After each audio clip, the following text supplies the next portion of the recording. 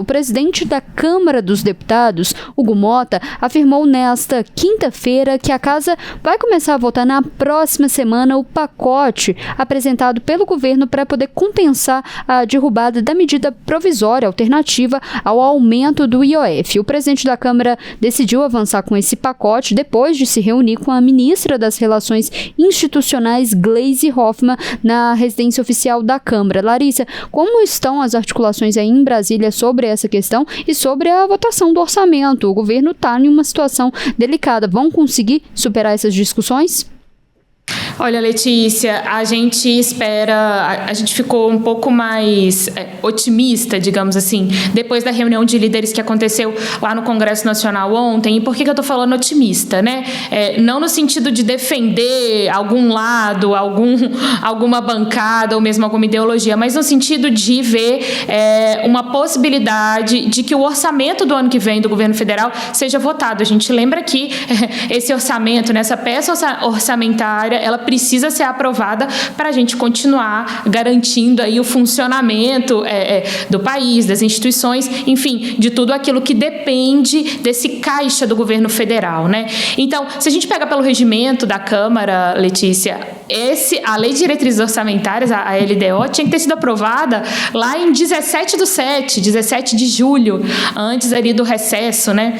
O que não aconteceu, estamos em outubro e ainda discutindo sobre a possibilidade de ter votação ou não. Mas um passo importante foi dado ontem no sentido de os líderes da Câmara terem se reunido ali com o presidente da Câmara, o Hugo Mota, para definir o que pode ser feito no sentido de tentar destravar essa análise do orçamento. E aí o que ficou definido? Que na semana que vem o Congresso vai se debruçar sobre as propostas que prevêem cortes de despesas. E aí, a partir dessa votação, viabilizar, portanto, a continuidade da tramitação do orçamento. A questão de redução de isenções fiscais, ou mesmo, né, de finalização ali, de acabar com algumas isenções fiscais. E isso, segundo o presidente da Câmara, vai ficar para um momento posterior. A gente sabe que sempre essa questão de isenção fiscal, ela gera muita polêmica no Congresso Nacional, seja na Câmara, seja no Senado.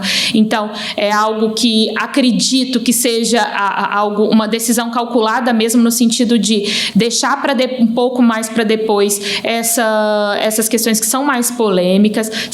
Os deputados, né, os parlamentares se debruçando, portanto, na semana que vem, em relação aos projetos de cortes de despesas, e ainda vai ter um outro momento que também a gente já viu que tem um outro momento relacionado a um tema que tem gerado também muita polêmica no Congresso Nacional, que é a taxação das bets, né? Então, também o governo apostando nisso para tentar reforçar ali a arrecadação, reforçar o caixa e assim viabilizar o orçamento. Então, Letícia, ontem foi dado esse passo importante no sentido de um acordo. Vamos ver como que isso vai caminhar na semana que vem e se a gente pode já chegar no fim da semana que vem tendo um panorama mais claro, né, da votação do orçamento em si, Letícia. Larissa, e o governo dividiu essa questão ali dos projetos. Um projeto é sobre as bets e outro até uma forma também de pressionar o Congresso a colocar digital, falando de um setor que tem ganhado muito dinheiro, que são as bets, se tem que aumentar a contribuição desses setores. Então,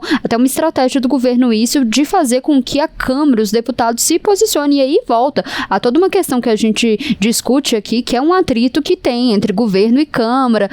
A gente já falou bastante disso, de campanhas ali encampadas por líderes ali do governo, falando que Congresso inimigos do povo. É até interessante a gente ver agora o governo dando uma forma de, pelo menos, que os deputados analisem o mérito, pelo menos essa questão das bets.